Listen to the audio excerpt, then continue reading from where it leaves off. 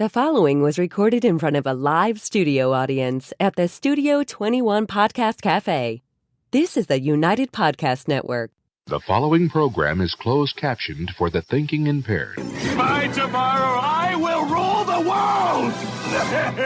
You think he's gone? He's not gone. That's the whole point. He's never gone! Is this some radical new therapy? You see? Well, I must have not been paying attention when you were just talking to me. Do you think that you could repeat the question? I should be on a beach right now. Somewhere. It's too hot out there to go to the beach. There must have been something in all of that nothing that wasn't quite so easy to see. And I must have missed something when you were just talking to me. I must have not been paying attention when you were busy slamming the door.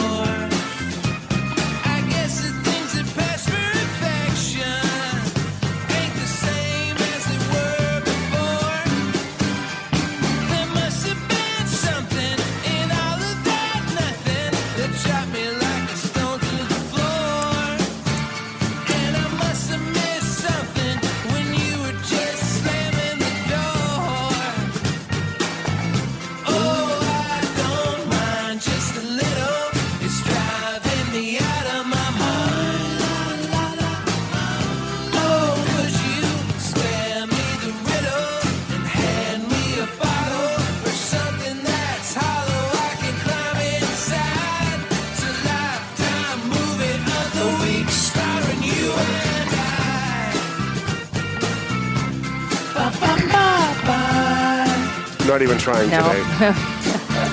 I'm on 6 hours sleep in 3 days.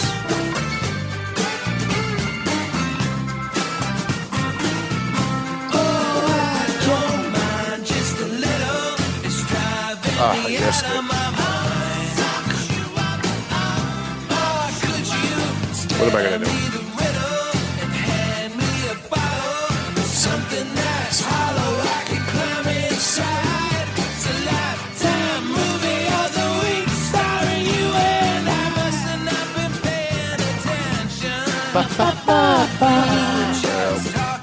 Two out of three.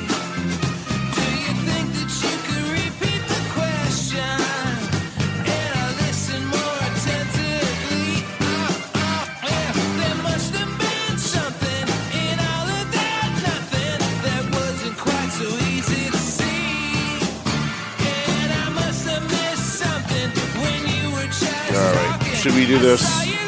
I guess. I have no energy today. We'll make it work. You can do it. All right. Hi, how you guys doing? My name's Tom Duggan here with the Paying Attention Podcast.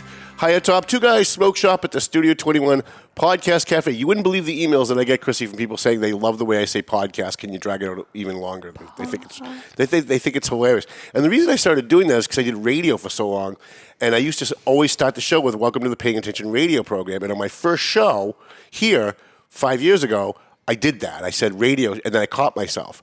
So now in order to not do that, because for 40 years I was saying Paying Attention Radio Program, anyways. Now you have to go podcast. So I guess that's it. Thanks for coming, kids. Yeah. Good night. This is a podcast. Goodbye. Yes, it is. It is the podcast. It's amazing how many people don't know we do a podcast, no matter how many times I share it on different social medias. I ran into somebody yesterday who said they were reading the Valley Patriot last month, and I had put I needed to fill space, so I just put a picture of me sitting here at the desk and put the podcast, how to watch the podcast. They were like, smart. You do a podcast? I thought you were on radio. I'm like, I haven't been in radio in 8 years. Yeah. And I've been doing podcasts for 5 years, and they were like, well, I'll tune in. So try and get the word out a little bit better. We're always looking for sponsors. Let's talk about our sponsors today. We've got... before we do that, I want to make sure I've got the Borellis. Okay. All right. Thanks for coming, kids. All right. McLennan Real Estate, Century 21, the Zany Pesci Law Office, Marcin & Son Construction, EIS Investigation and Gun Training. I love those guys. Borelli's Deli. Let's talk about Borelli's Deli for a second. So since the Tamacchio family took over Borelli's Deli, they've been doing a sandwich of the day, and I have to tell you, you've got to get there early.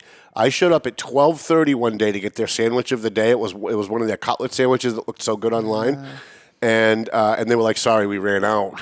So you got to get them. I mean, I've never known Borelli's to run out of anything. So these sandwiches of the day are pretty good. So let's pull that up. So tomorrow's sandwich of the day, and you got to get there early. Believe me when I tell you, it's a spicy meatball sandwich. A meatball with pepperoni, with boar's head pepperoni, garlic butter, mozzarella cheese, and crushed red peppers. Now, I'm not really much of a meatball guy because my mom growing up made the best meatballs ever. She made like these spicy meatballs. And so whenever I order like a meatball sub from a sub place, they're never you can't compare to Mom's. Right. And so I just end up getting something else because I'm always disappointed with it. But this is a spicy meatball sandwich with pepperoni. So, I'm actually going to go tomorrow and I'm going to try it when I get my... I mean, look at that thing. I know, it's right there, right next to you. I'm in love. Eat it. I'm in love. I would marry that sandwich if I goodness. thought that I could. I might even go down there tomorrow. Right? So get your spicy meatball sub tomorrow. That's tomorrow, not today. Yes. Thankfully, thanks to the I've had 6 hours sleep, so I'm going to stumble through this whole show. Thanks to the Tamacchio family for not just advertising with us, but accommodating the community, adding more stuff. They've actually even helped out with the Daybreak Homeless Shelter. They brought food down to the Daybreak Homeless Shelter a couple of times to help the homeless. And that personally makes me feel really, really good about doing business with these guys. So I do business with a lot of people, and very few of them are actually doing something for the community. So when someone that I'm doing business with does help the community, it makes me feel even better about giving them extra stuff, like talking about and showing them meatball sub or whatever we can do. Who else do we have for a sponsorship? Tomo and Shaken Seafood. We haven't been to Tomo in the last week, and I'm getting withdrawals. I'm getting kamikaze withdrawals because the kamikaze rolls over there are just amazing. And not all sushi is raw fish. A lot of people think sushi is raw fish. Some sushi is raw fish, but a lot of sushi is cooked. You can get the shrimp tempura. You can get the crab tempura. There's a lot of cooked sushi, and I don't eat raw sushi. So when I go, I get the kamikaze, which is, oh, God bless you, thank you. So anyways, Stacks, which we have now put together. I think we have 6 people. We want to get at least 4 more. We're going to go to Stacks, and we're going to order like everything on the menu, and then everybody's going to sample it, and then we're going to rate it. We're going to come on the show and rate it, and we're going to do a story in the paper to rate it, because they are also owned by the Tamacchio family, and because they've been so good to us and the community, we don't want to just... The thing is, when you buy an ad in the Eagle Tribune, you know what you get? You get an ad. That's what you get. You buy an ad in the Boston Globe, you get an ad. You buy an ad in the Valley Patriot, we will come, we will patronize, we'll take pictures of the food, we'll post it on social media, we'll share it out, we'll tell our friends when we go to public events and everybody says, hey, you guys want to go to go somewhere for a drink afterwards? I'll always say, well, you know what, the Clot is around the corner. They're spending money with us and they're really good to the community. They sponsor TMF. They help the homeless. Let's go spend our money there. And people are always, when you explain it that way, people are always really excited to go help a local business owner when they find out that local business owner is, taking money out of their pocket and helping either the homeless or people who are underprivileged. Or we've got a couple of advertisers that there was a fire in, I think it was in North Andover last summer. And I had a couple of advertisers call me and say, well, you know all the firefighters. Call the firefighters, find out where these people are staying. We want to bring them some food. So there's that. What else do we have? Stacks. Par 28 right here in Salem. We haven't gone to Par 28 yet. I'm not really much of a golf guy, but my friend Kevin Druin loves golf. He's at the Merrimack Valley Golf Course like 3 times a day. So I'm going to have him bring all his golf buddies, and we're going to go to Par 28, and we'll do the same thing. We'll take pictures of the food and the golf, the simulated golf thing that they've got there. And Loaded, which is also in Haverhill, by the way. And it's kind of like finger food. It's like the best of, when you go to a bar and they have really good bar food, that's what Loaded is. It's all great, like really great bar food. It's all finger food, so we're going to try that. Who did we miss? AFC Urgent Care, love Lisa and Zaka and everybody over there. The Doug Mercurio Law Office, we've got to get Doug to start writing a column. He's such a smart guy. And I've broached the idea with him a couple of times. He seems receptive, but we haven't been able to pull the trigger on that. Pleasant Valley Landscaping, Dave Idconsoli. He's due to come back too. I think we need to get Dave here. And I think we got everybody, right? EIS, Borelli's, Tomo, Shaken Seafood. Oh, a Clear Path for Veterans New England. So since I saved that for last, let's talk a little bit about Clear Path. So I was at Randy Carter and Jason Gilbert. Randy's the program manager. Jason Gilbert is the chief operating officer at Clear Path for Veterans New England. They're a nonprofit out of Devens, and they help homeless veterans. But they don't just help homeless veterans. They do an awful lot more. It's like a one-stop shop. If you're a veteran and you have any needs whatsoever, even things that like people wouldn't think would be associated with veteran services. I know that we've had veterans that we had a veteran in Lawrence a couple of years ago who was upside down on his mortgage, and they were going to take his house away. And he was a World War II veteran. And Randy and John McDonald from Lowell and JT and a bunch of people who are veterans that help other veterans got together, went over to Brookfield Street in Lawrence. First, they went in and they cleaned out his house because he was a little bit of a hoarder. And they cleaned it out, took care of that. And then they handed him the deed to his house because they paid off his mortgage. And so there's a lot of things these guys do, and they don't talk about it. They don't pat themselves on the back, which is why I do it, because they deserve it. So Randy and Jason had a meeting at the VFW in Methuen last week. In fact, I think it was Wednesday. I think I left from here and I went there to announce that they've got I think it's a $3 million grant. I don't have it in front of me, but I think it's a $3 million grant. And Randy is a Methuen resident. And he used to work at Veterans Northeast Outreach before they started to collapse. And so now they have collapsed. And if you've been following the show, I did a whole show one day on how Veterans Northeast Outreach was evicting veterans and making veterans homeless rather than helping homeless veterans, which is what they're supposed to be doing. So they have completely collapsed. They've closed, or they're in the process of closing, because of total mismanagement, total mismanagement. And I blame Ed Mitchell for that. That was the beginning of the slide. I actually met with Ed Mitchell at one point and tried to explain to him how this was going to end because I've seen this movie before. And instead, he attacked me, and I was a bad guy, and I was just picking on him. And he's like, you're just picking on me because I got rid of one of your friends. And I'm like, you're right. I am picking on you because you got rid of one of my friends, because that friend is the best friend veterans have in the Merrimack Valley. And if you got rid of that guy, that tells me everything I need to know about you. And so I was a bad guy. He ended up walking out. We were right across the street. We were at T-Bones. And he ended up walking out all huffy and insulting me and whatever. He left shortly after that. He was forced out. And the new guy that came on board didn't do much better. In fact, we got a video one day of the guy that replaced him, who was sitting in the Veterans Northeast Outreach office promoting an illegal gambling pool that he was raising money for another nonprofit that was not Veterans Northeast Outreach. And when I called them to tell them that, look, I don't want to write a story about that. Please just don't do that again, they defended themselves. So they've collapsed. They've just, through total mismanagement, Veterans Northeast Outreach is done. And to pick up the slack because they've evicted veterans, and there are now more veterans on the streets, Clear Path for Veterans New England is going to be opening an office in Methuen. And they're going to be now servicing through their satellite office in Methuen. They're looking in Methuen. They may end up in Lawrence depending on what they can find that they can afford. But I know Randy said that they're hoping to open an office in Methuen because there's a greater need in Methuen. So they got this grant, and they held a meeting. They invited some members of the city council, and they also invited State Rep Ryan Hamilton. Ryan Hamilton showed up. City Council President Eunice Ziegler from Methuen showed up. Vice Chairman of the City Council, Joel Ferretra, showed up. And that was it. Neil Perry, the mayor of Methuen, was invited, did not show up. He totally blew them off. As did Steve Saber, the East District councilor, who is one of the people that screwed Randy when he applied for that job as the Veteran Services Officer in Methuen. Now, I know that the Veteran Services Officer that got hired, Paul Jensen, he's a nice guy. But he's only one guy. And the need is so big in Methuen that he needs help. And he's one person in a two-person office in Methuen in City Hall. And unfortunately, I think a lot of people feel as though if they go to a city agency and they don't get a response for whatever reason. The guy's too busy or whatever. If they don't get a response, they give up. And so that's one of the reasons why Randy and Jason are bringing Clear Path for Veterans New England to Methuen, and they want to service veterans in Haverhill, Lawrence, and Methuen, because this is where the need is now that Veterans Northeast Outreach has collapsed. And by the way, we predicted that.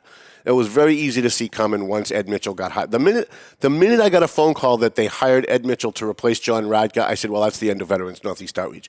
Because that guy was the VSO in North Andover, and I never got more complaints about a veteran services officer in the Merrimack Valley than I got out of Methuen. I get a lot now out of Lawrence too, but I'm very good friends with the Lawrence VSO, and I'm going to have a conversation with him about that. He's a good guy. A lot of these guys just get overwhelmed because the communities hire a veteran services officer, but then they're in charge of like 200 or 300 or 400 veterans, and one person can't do it all. They just can't. And there's not a lot of zeal in local communities to be adding staff to the VSOs because they're all looking to hire their friends for jobs that they're not qualified for, and we know what that's all about, especially in Methuen. We've talked about it. So a shout out to Clear Path for Veterans New England. They are a sponsor of the show. They don't pay us. We just give them free plugs because they do so much for veterans. They do so much for homeless veterans. They bring them groceries. They help them with their mortgage. They help them with debt. They help them with education and training programs. In fact, Randy was talking at his meeting last week that they've got businesses that will not only hire veterans, but if the veteran is not skilled in whatever they're hiring them for, they've got a machine shop in Maynard, and if there's a veteran that needs a job, they'll hire him for $22 an hour and train them on how to be a machinist, and then if they last and they go through the training, they will keep them on the payroll. They'll pay to train them and then keep them on the payroll so that they have a skill. And then that way, if they leave their job later on, they've got a skill that they can go somewhere else and they can work and maybe make a little bit more money and take care of their families. So thank you to Jason and Randy for coming back home to Methuen, for offering to help Methuen veterans. I know that they've got a new partnership with the VFW in Methuen, which is great because those guys actually do need a little bit of help at the VFW. You know, as veterans age out, as veterans get older, the older veterans are the ones that are used to going to a VFW or an American Legion. And as the younger kids come out of the military, it's just not their culture. They kind of, the old days of going to a VFW to be with other veterans to drink and have cookouts or whatever, that was the culture back in the 60s, 70s, 80s, even 90s. Today's kids come out of the military after 4 or 8 years or whatever, and it's just not part of like their thinking process. They don't ever think to go to a VFW for help or for services. So we're really glad that those two entities are partnering up, and the Valley Patriot, I will commit right now, will do everything humanly possible to help either one of them. I told the head of the VFW while I was there, he asked me what our ad rates were, and I said 0. I said, for you, our ad rates is 0. I don't care what you're promoting. I don't care how big the ad is. You send it to us. We're not going to charge you. We will help you. And they're always so grateful, too. These veterans, I do a lot of work with the homeless, and I watch TMF do a lot of work with the homeless, and some of them are grateful, but most of them aren't. Most of them act as though, like, you hand them a sandwich, they act like they're entitled. But the veterans that we've seen Clear Path help, the veterans that we've helped, they're always just so grateful that anyone's paying attention to their needs, that they always come back and go, like, you helped me last week with something. If there's anything you need, if there's another veteran who needs something, please reach out to me, and I want to help them too. I want to pay it forward. So that's one of the reasons why I love Randy, I love Jason, Yanitza, everybody over at Clear Path. I think it's great. So, all right, so we got, that's way too much time. Can we be out of here in like 5 minutes? I have things to do. All right, let's talk about a couple of things. Stop whenever you like. People want to hear from you. Have we ever ended early? I don't think we have. Maybe once. Yeah. Maybe. So we got a bunch of things to talk about. The Valley Patriot went to the printer this morning because of the holiday. Usually we print on a Tuesday. And, boy, this has got to be the most meaty and scandalous edition that we have published in at least the last year or two. One of the things that is not in the print edition of the Valley Patriot, because we broke it online last week right after the show, is Lawrence Police Chief Roy Vasque. We have talked a lot about him over the last few weeks. He was put on leave by the mayor.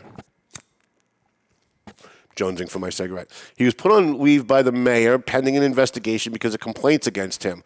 And this is routine. If somebody files a complaint against a police officer of any stripe, of any rank, They're normally put on leave during an investigation because what if the guy's guilty? You can't have him out there with a gun every day, right? So the mayor put him on leave. They started an investigation, and there was a proposal about a month ago to buy out his contract and have him retire early. And we thought he was going to take it, and then he didn't take it. And I came in here and tried really hard to encourage both sides to make this work. Roy Vasque was a great cop.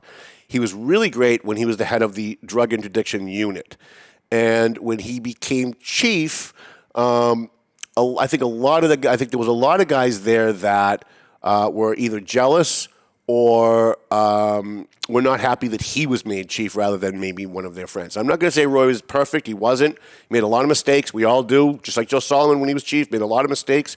He's human. We all do. But I came in here and I said it's really good for everybody if Roy were to either come back and finish his contract and agree not to seek a renewal, and that gives him a chance to get another job because obviously the powers that be weren't happy with him, and it gives the powers that be a chance to find someone good to replace him.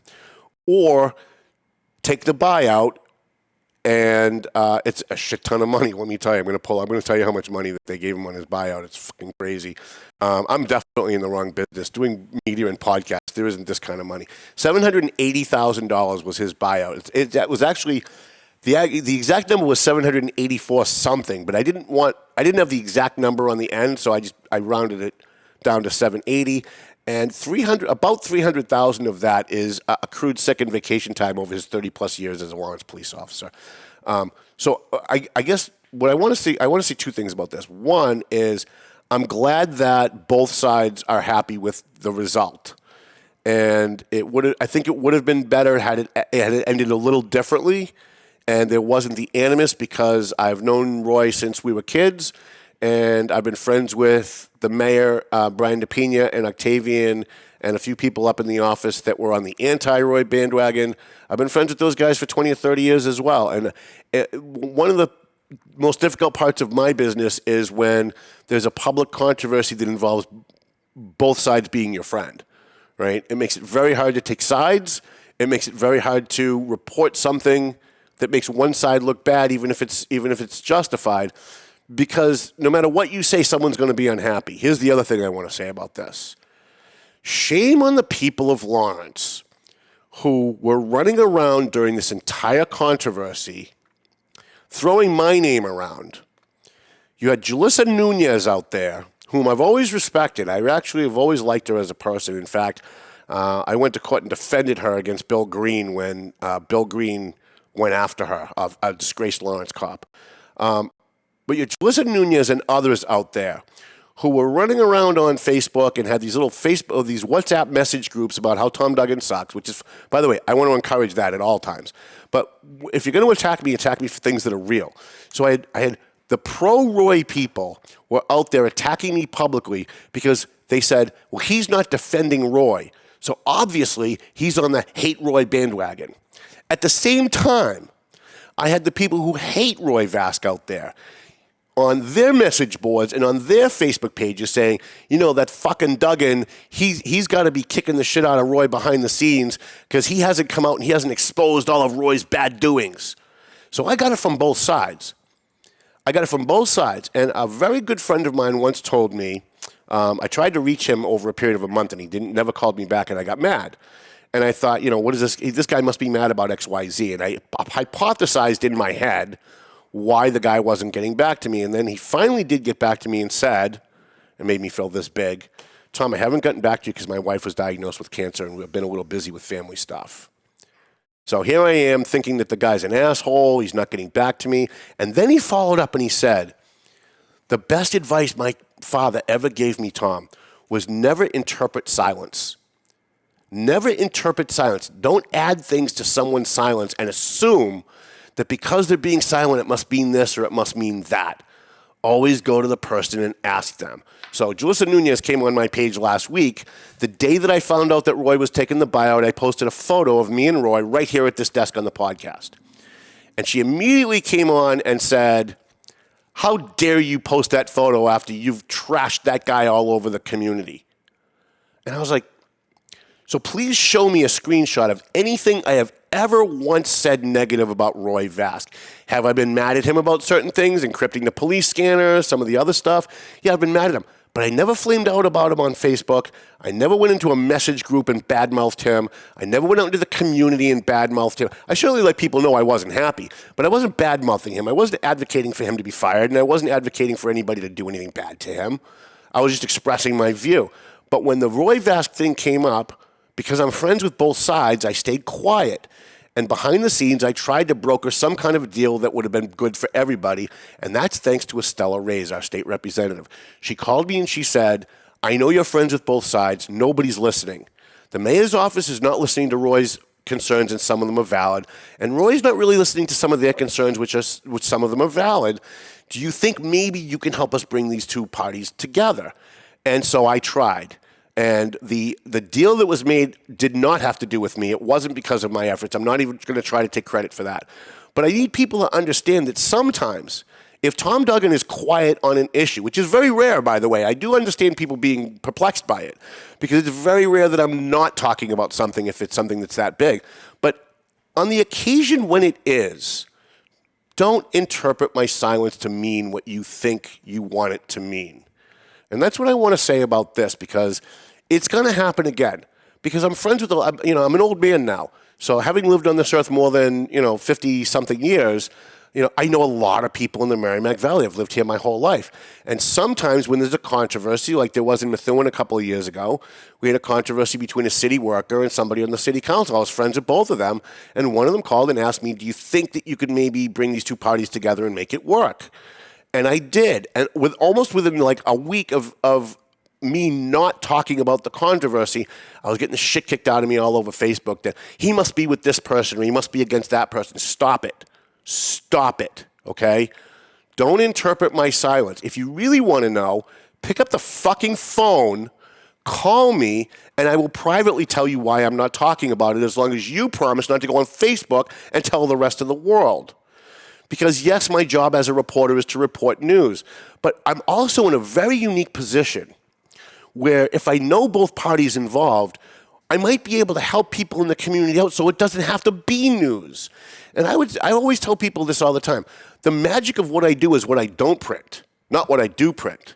Because a lot of times there's stuff, I have literally picked up the phone and called an elected official, and I did one in Methuen not too long ago, about a month and a half ago, and I said, listen, I don't know if this is true or not, but here's what I heard you were involved in, and here's what I'm going to tell you. Fix it.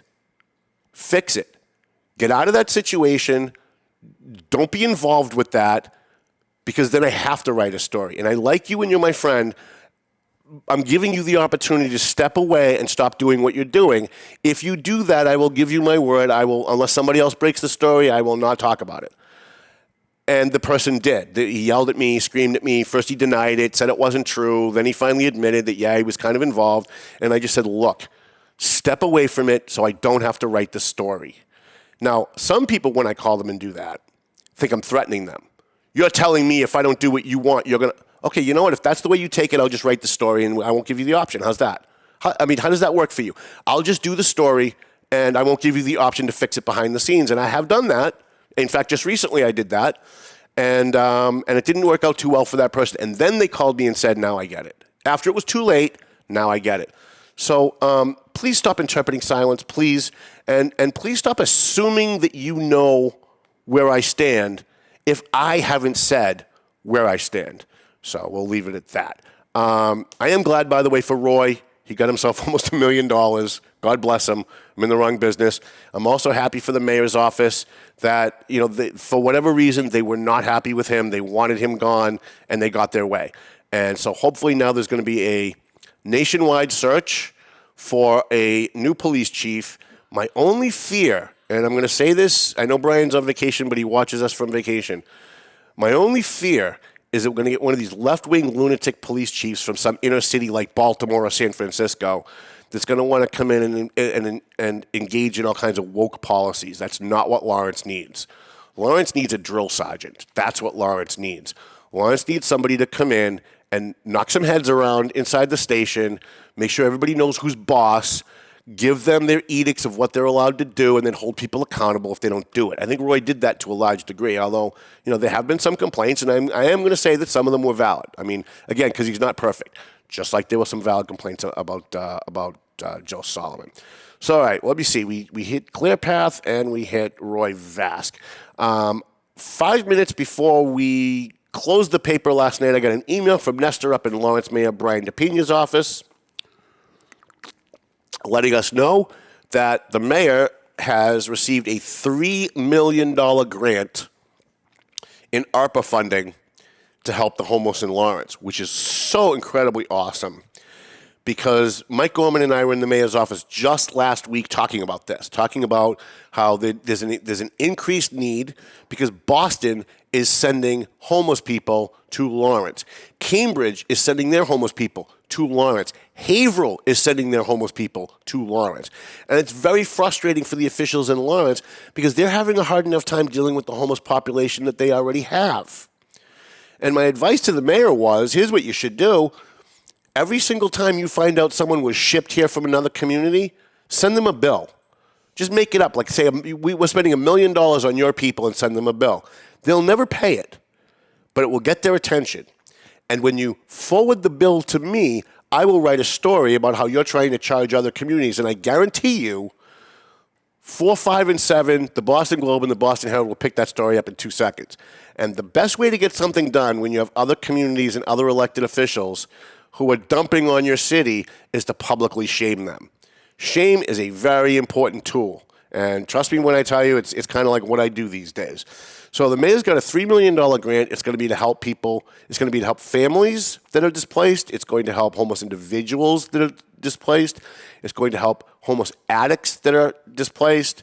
There's going to be money there for rehab. There is money there. And by the way, it's in the print edition of this Valley Patriot. I pulled out one of my columns to make room for that because I thought it was that important. I'm hoping, and I'm going to be meeting with Octavian right after the show, after I go to Borelli's and get my sausages, I'm hoping that some of that $3 million is going to go to help TMF, expanding what they're doing and trying to cover some of the costs that they incur out of their pocket to feed homeless people every Wednesday night. $3 million is a lot of money, and I think that there's additional money from the state coming in, but we don't have word as to how much that's going to be. All right, what else do we have? So in this edition of the Valley Patriot, 8 minutes, good, it's breezing along. In this edition of the Valley Patriot, State Auditor Diana DiZoglio sent us another incredible column. And it would have been the front page story, except I can't put her on the front page every month. Like every month she's doing monumental things, as the state auditor for Massachusetts. This month, she reveals for the first time that they did an audit of Mass Health. And $85 million in Mass Health benefits went to out-of-state residents. That means people in other states applied for Mass Health using their out-of-state address, which is automatically supposed to disqualify them from Mass Health. Mass Health is for Massachusetts residents only. It's a state health care program. It's a state health insurance program. And you had people from Connecticut and Rhode Island and New York and Vermont and New Hampshire and Maine applying for Mass Health using their out-of-state addresses. And the corrupt SOBs who run our state, who run Mass Health, had no problem writing them a check and sending it out every month to the tune of $85 million. Do you know what we could do with $85 million additional dollars in our state coffers? How many homeless people we could feed? How many veterans we could house? How many teachers we could hire? How many cops or firefighters we could hire? How many inspectional services inspectors that we could hire at the state and federal level? I mean, there's an incredible need in the state of Massachusetts for other types of services, and yet people at the state level had no problem sending $85 million out of state to people who don't qualify for Mass Health. And I would bet, and I'm going to look into this and see if maybe we can find out. I don't know if we can because of confidentiality laws, but we're going to try. I'm willing to bet that the people who got those benefits were politically connected. I'm willing to bet, and I don't have it in front of me, but you know what? I would bet my future earnings which would probably be about $11. But I'm still willing to bet my future earnings that the majority of that $85 million was overlooked by people in Mass Health because they were fucking connected. Because that's how everything works in government, everything. At the state level, at the local level, and way worse at the federal level. And here's Diana DiZoglio, the Democrat, who is the state auditor going after fraud within social services programs. And here's why that's incredible. That's incredible because for the last 20 years, what have we heard in the media by the Democrats in power in Massachusetts? There's no such thing as insurance fraud in Massachusetts. There's no such thing as welfare fraud in Massachusetts. There's no such thing as housing fraud. That's a Republican talking point. They're just saying that so they can decrease the amount of services that we're giving to poor and underprivileged people. They're evil, those evil Republicans, and that's why they talk about it in the media. And then a Democrat, a left-wing Democrat, like Diana DiZoglio comes along with the philosophy that every dollar she saves out of those programs can go to help someone who really needs it. I remember Suzanne Bump, 2 years ago we came in and we interviewed Suzanne Bump on this show. She was the auditor before Diana. And I asked her, as a left-wing lunatic, and I think I even said it that way, I said, as a left-wing lunatic, Suzanne, how do you deal with your party when they're out there saying that there's no such thing as welfare fraud, and then you release an audit showing there's like $100 million in welfare fraud? And she said, Tom, the only thing I care about, and this is Diana's philosophy too, she said, Tom, the only thing that I care about is that the money that we save from that fraud can go to people who truly need it. That if there are people out there stealing home heating assistance and we find out, that means we won't be paying that home heating assistance to those people anymore. And that means that there's more money for people who live in Lawrence or Lowell or Haverhill who have kids in the middle of winter that have no heat. Because not everybody who applies for home heating assistance gets it. It's based on what's available. And if you have people stealing money out of that system, that's less money available for people who actually need it. So kudos to Diana DiZoglio, our state auditor in Massachusetts. She is going after favorite son after sacred cow after sacred cow. She did one on welfare. She did one on home heating assistance. Now she's doing this on the out-of-state residents from Mass Health. And it's just incredible. It's just incredible. I expect next year that the Democrat Party is going to put a left-wing lunatic into that race to try and get rid of Diana DiZoglio because she's blowing the whistle on all the corruption. The only thing that I wish we could add to this story that we can't is that whenever this happens, nobody ever fucking goes to jail. When Suzanne Bump released a report that there was like $100 million in welfare fraud and specifically named the Lawrence office, that cash EBT cards were being run and nobody was keeping a log of where it was going. People were just like taking them home, giving it to their friends, giving it to their families. No one ever went to fucking jail. Nobody. And so it's great that we have these audits. But remember, Diana DiZoglio is not law enforcement. The state auditor is not law enforcement. They can only expose the fraud. It's up to the attorney generals, it's up to the inspector generals, and it's up to the district attorneys to enforce those laws and go out and find those people. So I'm hoping that the new district attorney in Essex County will be looking at these things very carefully, and I have no hope at all that the new attorney general is going to, I can't even remember her name, that the new attorney general is going to indict anybody for any of this stuff. Because like I said, they're all politically connected. But we're going to try very hard to find out who those people are and shame them. Shame them and shame the people that are in charge of making sure that people who steal public money actually pay a price for it. What else do we have? We have 2 minutes left. Do we have time for this? We don't. So here's what I'm going to say. And we didn't even get to Scott Wood today, so we'll talk about that next week. But here's what I am going to say. Read Tom Duggan's notebook very carefully in this edition of the Valley Patriot. There are a lot of lawsuits in Methuen going on right now that have to do with sexual harassment, including the mayor from before he was mayor when he was at Raytheon. There's a lot of lawsuits against the Lawrence Police Department right now. And the lawyers that are involved on the other side of those lawsuits are now starting to send me documents. And I think a lot of people had the idea that because I knew Roy growing up when he was chief, that if they sent me information, I wasn't going to cover it because I knew the chief. That's one of the downsides of being me. People assume that if you're friends with someone, you're not going to cover a story, you're going to try and cover it up, which is never the case in my case. But now that Roy is gone, I have some people that are sending me stuff, and there's a lot there. There's a lot there in Lawrence. There's a lot there in Methuen. And we even have a couple of others that are outside Lawrence and Methuen that I'm not going to broach because there's 59 seconds left. But Pick up the Valley Patriot. This is a very meaty edition. There's a lot of scandalous stuff in there. There's a lot of really good breaking news stuff in there. And the only reason why Roy isn't in there is because we broke the story last week. And thank you, by the way, to NPR. Never thought I'd say that. But thank you to NPR who picked up our story on Roy Vasque, and they aggregated it to their website. So if you went to NPR and you saw the story about Roy Vasque, they gave us credit for it, and that's really nice. So I think we'll roll it up. I don't think we forgot any of the major stuff. We got the spicy meatball in. That was really most important today. That's what I was really focusing on. And if they have any left, I'll try and grab one after the show. But I'm pretty sure at 2:41 they're not going to have any left. Maybe I'll have them save me one from now on Thursdays. Just have them save me just one. But then I'm taking away from somebody else. I'd feel bad about that. So maybe we won't do that. I want to thank the Stacks in Haverhill. Par 28 right here in Salem, New Hampshire. Loaded in Haverhill. We may actually go to Loaded first because I like bar food more than I like regular food.